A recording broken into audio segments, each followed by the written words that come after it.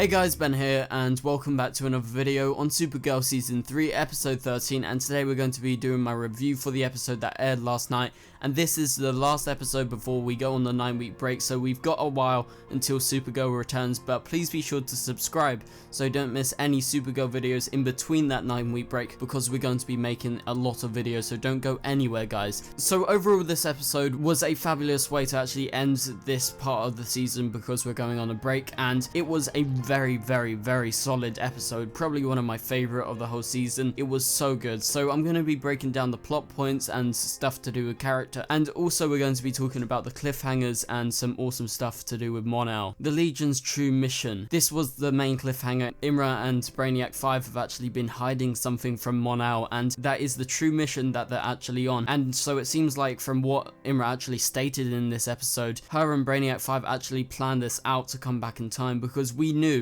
it was too easy that they came back in time and woke up at the exact time where Supergirl was. And so all of our theories have come true. Obviously that Mon-El still has feelings for Kara. We have been theorizing about that, and we theorized that the relationship between Mon-El and Imra wasn't totally real, and in some sorts it's not real, but we're going to be talking about that in a minute. So the Legion's true mission, I think it has something to do with the Blight, but we'll have to wait and see. So that is a major cliffhanger, and that's got me thinking so much. And tell me your theories in the comments below, but I'll be making lots of videos on their true mission over the next few weeks, because I'm sure we're going to come up with a load of really interesting theories. So get tweeting at me and emailing me all of your theories, as well as in the comments. In the ending, the true ending of the episode, just after the Legion of Superheroes ending cliffhanger was actually revealed, Sam gets mad at Lena due to her actions of actually protecting Ruby and actually telling her that maybe there's something wrong with her mum. And we know as the spectator she's Rain, and you can see the element of Rain, and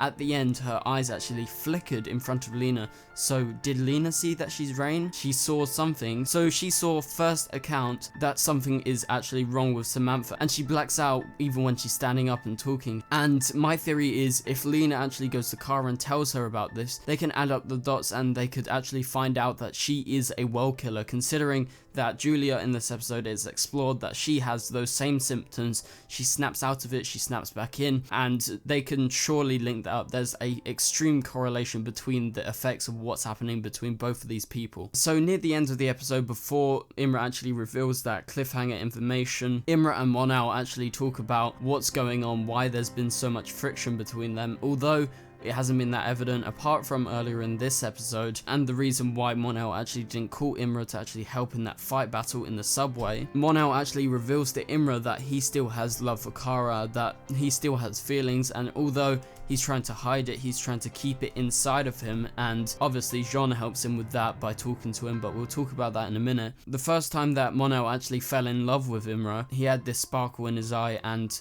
she saw that same sparkle the other week with Mon-El and Kara. So she obviously spotted out, but she didn't know if it was 100% real.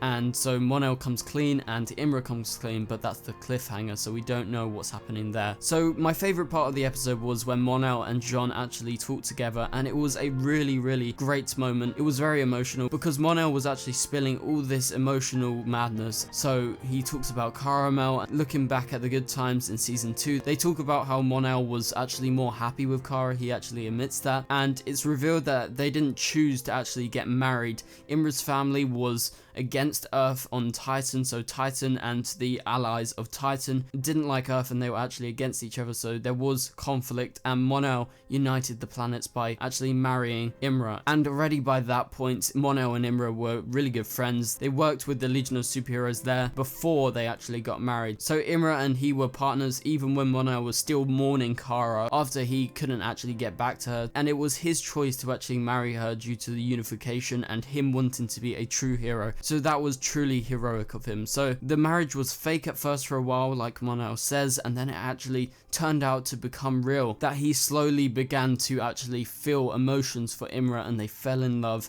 And although he still has some resentments about her and their relationship, he still loves Imra, that's definitely a fact, but he still has feelings for Kara, so it's going to be very complicated, but I'm very excited to how they actually explore the storyline. And finally, to do with Mon-El, he actually reveals that he's been avoiding Kara because he still has feelings, and this is evident in a later scene because when Kara and Mon-El were talking, Mon-El does this face and he looks to Jean, and it was like a look of approval, like, am I hiding this? Can she see that I still love her or not? So there was just some really brilliant moments in this, and the way that the backing track was actually integrated into the talking scene works so well. So I'm very excited for what's to come because those scenes were brilliant. So moving on from the Mon-El and Imra stuff, so the subway fights, Supergirl got bane snapped, her back was absolutely wrecked. Although she's Kryptonian, that's why it didn't actually snap. If she was human, she would have done a Batman. She would have been split in half, her back would have been broken. And in this scene we see Mon-El and he reacts and he fights properly. This is probably our first time actually seeing him properly fight with fists, so you can see that he's much more skilled than he used to be. He's actually able to put up a very good fight against Purity. So Purity in this episode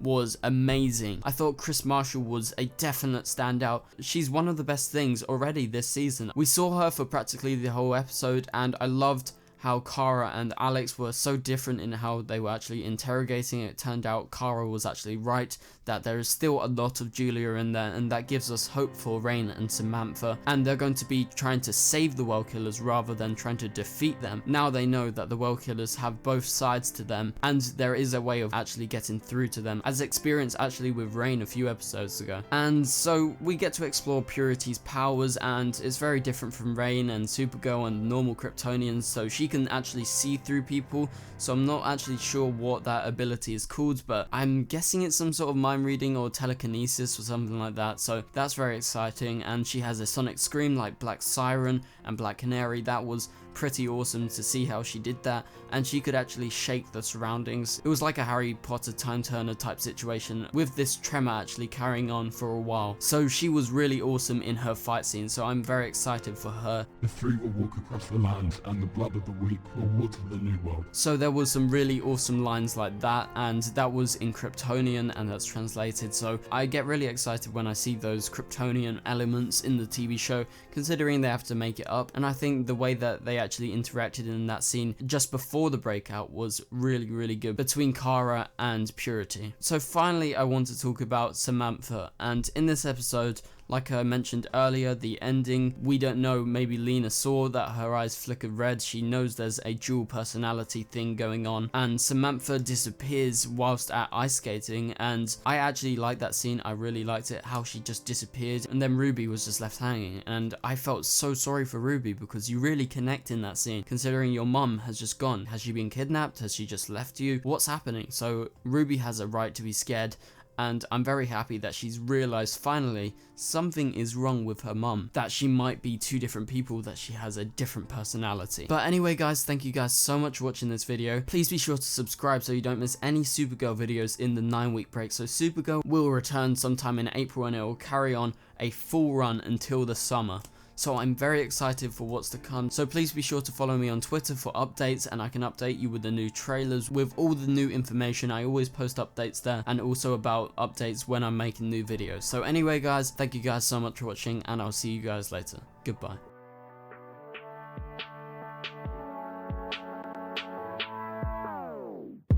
It doesn't make us strong, it doesn't make us weak. Tongue tied to service like Shari.